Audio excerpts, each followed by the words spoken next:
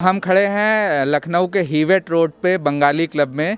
आज देश नेताजी की 125वीं जन्मतिथि मना रहा है और आज के दिन को प्रधानमंत्री मोदी जी ने पराक्रम दिवस भी घोषित कर दिया है। और ये एक बहुत ऐतिहासिक स्थल है क्योंकि यहाँ नेताजी खुद आए थे और यहाँ के जो क्लब के मेंबर्स थे उन्होंने नेताजी को एक लेटर भी दिया था। तो आज 125वीं जयंती पर उनके हम जानेंगे नेताजी के बारे में, इस क्लब के बारे में और तमाम ऐसी बातें जो शायद आज तक आप लोग को नहीं पता होंगी। तो बात करने के लिए हमारे साथ क्लब के अध्यक्ष जी हैं और हमारे साथ एक ऐसे शख्स भी हैं जिनके ग्रैंडफादर ने नेताजी को वो जो लेटर था वो दिया था और साथ में इस क्लब की एक और सदस्य भी हमारे साथ है। तो आइए हम उनसे जानते हैं नेताजी के बारे में। जी, मैं अरुण बनर्जी, मैं इस क्लब का अध्यक्ष हूँ। 20 नवंबर 1938 में नेताजी सुभाष चंद्र बोस इस क्लब में आए और जैसे ही कांग्रेस प्रेसिडेंट बने तो वहाँ पे लखनऊ के बंगाली कम्युनिटी ने और बंगाली क्लब ने उनको आमंत्रण यहाँ पे दिया, यहाँ पे वो आए। और इस आने के बाद इस मंच में जिस मंच पे आज ये प्रोग्राम हो रहा है, 125वीं जो है उनकी जन्म जयंती हम लोग मना रहे हैं, इसमें उनका एक अभिनंदन पत्र, उनका सम्मान किया गया। और जैसा कि लोग कहते हैं कि जो हमने बुज़ुर्गों से सुना है कि ऐसा ऐतिहासिक रिसेप्शन जो है लखनऊ में उनको दिया गया। उसके बाद नेताजी से तो हम लोगों की माने मुलाकात या से नहीं हुई, चूँकि हम लोगों के ग्रैंडफादर्स लोग उस समय थे। लेकिन नेताजी के साथ जो इनके जो म्यूज़िक जो कंपोज़र थे कैप्टन राम सिंह, हम लोगों ने कैप्टन राम सिंह का प्रोग्राम यहाँ बहुत देखा है। और कैप्टन राम सिंह नेताजी के जब हम लोगों ने 100 ईयर्स मनाया उसके बाद भी इस बंगाली क्लब में प्रोग्राम हम लोगों ने देखा है, जो कि हम लोगों को देखने का सौभाग्य प्राप्त हुआ। क्योंकि जब INA की फ़ौज जब ये आज़ाद हिंद फ़ौज INA इंडियन नेशनल आर्मी की फ़ौज आती थी तो कैप्टन राम सिंह को जो कदम कदम बढ़ाए जा सुभाष जी ये गाना खुद कंपोज करते थे और खुद वायलिन से बजाते थे। अच्छा। तो इसी तरह ये प्रोग्राम यहाँ पे हुआ और हम लोगों ने, मैंने खुद ये चीज़ देखी है कि जब कैप्टन राम सिंह वायलिन में कदम कदम बढ़ाए जा बजाते थे यहाँ पे पूरी टीम के साथ, बैंड के साथ, PAC की, तो इस हॉल में जो भी लोग बैठे रहते थे लोग पागल हो जाते थे। उनका वो जो एक अंदर से एक खौलता खून जिसको कह सकते हैं आप, कि लोगों के अंदर उनके बजाने का स्टाइल तो था, वो याद दिलाता था कि नेताजी का आज़ाद हिंद फ़ौज, नेताजी का INA। तो लोग यहाँ पे ऑडिटोरियम में झूम उठते थे और उनके साथ साथ गाते थे। वैसा भी आज हम लोगों ने भी सोचा कि आज जो अंत प्रोग्राम का एंड होगा वो कदम कदम बढ़ाए जा, खुशी के गीत गाए जा, हम लोग सब लोग मिल के गाएंगे और नेताजी को हम लोग उसको श्रद्धांजलि देंगे, उनको याद करेंगे। जी। तो सर आज क्या प्रोग्राम्स आपने शेड्यूल किए हैं 125वीं जन्मतिथि पे? सबसे पहली बात तो हम लोगों ने यहाँ पे आज ये सोचा है कि 125 दिया हम लोग जलाएंगे। और सिर्फ बंगाली क्लब के लोग नहीं, इसमें जो भी आज नागरिक यहाँ पे आएंगे, जो भी दर्शन के लिए आएंगे या जो सबको ये अपॉर्चुनिटी मिलेगी कि सब लोग जो है उसको दिया को एक जलाएं और नेताजी को जो है ट्रिब्यूट पे करें, श्रद्धांजलि दें। और ये एक बड़ी अपॉर्चुनिटी है क्योंकि नेताजी लखनऊ में 2 ही जगह आए, बंगाली क्लब में और फिर इसके बाद आपके ये गंगा प्रसाद मेमोरियल हॉल जो अमीनाबाद में है वहाँ पे। इसके अलावा नेताजी कहीं माने गए नहीं, लेकिन लखनऊ में फर्स्ट उनका जो माने पदार्पण हुआ, लखनऊ में जो फर्स्ट आए इसी बंगाली क्लब के स्टेज में आए हैं। तो आज हम लोग तो ये 1892 का क्लब है, 1892 का क्लब है, तो इसीलिए हम लोग माने गौरवान्वित हैं कि आज हम लोग प्राउडली कह सकते हैं कि इस क्लब में नेताजी आए और ये हम लोगों के लिए बहुत प्राउड का विषय है। जी। तो सर आप अब पहले तो अपना परिचय दें, फिर बताएं ग्रैंडफादर ने आपके नेताजी को वो लेटर दिया था तो क्या बताते हैं वो उस वक्त, थोड़ा सा अगर उन्होंने कुछ बताया हो आपको वो हमको थोड़ा सा बताएं। देखिए, मेरा नाम अमित घोष है जी, मैं सही बंगाली क्लब से ही हूँ।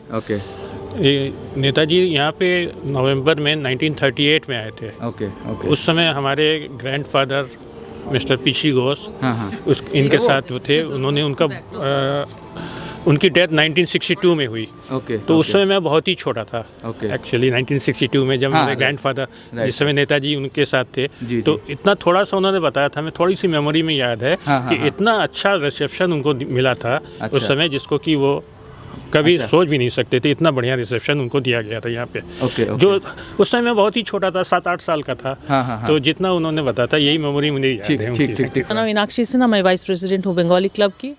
जो अभिनंदन पत्र नेताजी को दिया गया था तो उसमें क्या लिखा हुआ था, थोड़ा सा हमें बताएं।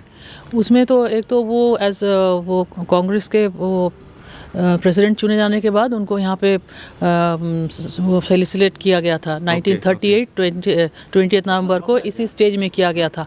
आज हम लोग इसी स्टेज के नीचे हम लोग प्रोग्राम करेंगे नेताजी सुभाष चंद्र बोस के 125वीं जयंती का। ये हमारे लिए बहुत ही प्राउड मोमेंट है और आज का दिन तो वैसे ही पूरे सभी भारतवासी तथा खास करके बंगाली के लिए बहुत ही गौरव की बात है।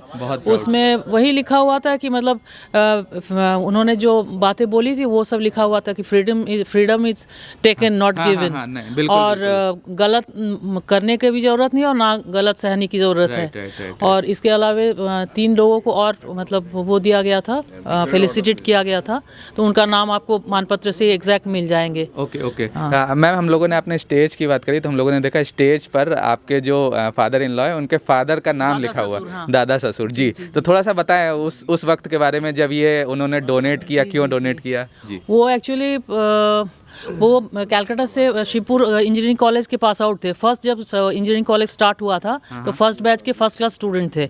हाँ, तो उसमें इंजीनियरिंग इसमें उनको पोस्टिंग हुआ यहाँ पे लखनऊ। तब वो यहाँ पे आके 1901 में ह्यूएट रोड पे कलकत्ता के स्टाइल में मकान बनवाया था। हमारे पहले इसको लाल कोठी बोला जाता था हमारे मकान को। और वो कलकत्ता के डिज़ाइंस में ही जैसे नॉर्थ फेसिंग वहाँ मकान होती थी ना, वो लाल कलर में और बड़ी बड़ी जैसे शिक्षे वो खिड़की जैसे बने होते थे, उस डिज़ाइन में कलकत्ता के डिज़ाइन में ही यहाँ पे मकान बनवाए थे वो। और मतलब वो चाहते थे कि बंगाली जितने यूथ हैं, लड़का लड़की जो भी हो, मतलब बोलते वो पैसा देते थे उनको, बोलते थे हम आपको पैसा देंगे, आप यहाँ आके मतलब कल्चर और लिटरेरी वो एक्सरसाइज ये सब कीजिए, स्पोर्ट्स कीजिए। मतलब वो चाहते थे कि बच्चे जो है इधर उधर फालतू में टाइम वेस्ट नहीं करके वो उसमें अपना जो टाइम डिवोट करे, इसके लिए वो मतलब उनको पैसा भी देते थे। अच्छा, तो वहीं से उनको ये इंस्पिरेशन मिला कि ये क्लब बनाया जाए, वो क्लब बनाया जाए और 1 रुपया लेके ये पूरा जो है उन्होंने डोनेट कर दिया था बंगाली क्लब के। अच्छा, मतलब जो इसका मतलब है जितने भी बच्चे उस टाइम या जितने भी पेरेंट्स देते थे तो उसी का बाहर में जो है बंगाली लिटरेचर एंड कल्चर का अच्छे से मतलब परवरिश हो पाए, इसलिए उन्होंने ये क्लब का वो खरीदा था और डोनेट भी किया था इसी पर्पस। खुशी होती है कि वो आज नहीं है, लेकिन उनके बिहाफ में मतलब हम जो है उनके मतलब वंशज के हिसाब से ये चीज़ हम आगे बढ़ा पा रहे हैं। वो जो चाहते थे कि यूथ के लिए कुछ करे वो हम कर पा रहे हैं। ये मेरा बहुत ही सौभाग्य मानते हैं हम तो। राइट। थोड़ा सा मैम बताइए, ये कंपाउंड हम लोग ये कैंपस देख पा रहे हैं तो इसमें क्या क्या चीज़ें अवेलेबल हैं? यहाँ पे तो देखिए ये स्टेज है, जैसे 1901 में उन्होंने पूजा शुरू 1914 में यहाँ पे फर्स्ट दुर्गा पूजा इस स्टेज में हुआ था। हाँ, अभी 2014 में इसका 100 ईयर्स हम लोगों ने कंप्लीट मनाया है। उसके अलावा ये अभी नया गेस्ट रूम बना है। वैसे वो यहाँ पे जिम है हमारे यहाँ, फिर क्या वो स्पोर्ट्स ये करने के लिए, एक्सरसाइज करने के लिए, गेम्स वगैरह खेलने के लिए उसका भी इंतज़ाम है। लाइब्रेरी है, बहुत इंपॉर्टेंट है, ईश्वर चंद्र विद्यासागर लाइब्रेरी है। हाँ, ये भी उतना ही पुराना है जितना पुराना ये क्लब है, ये उससे भी पुराना है। नहीं, वैसे भी बंगाली जो कल्चर है उसमें म्यूजिक और लिटरेचर का, चाहे हम गुरुदेव रविन्द्रनाथ टैगोर के लिए चाहे हम आर डी साल भर इसका चर्चा होता है।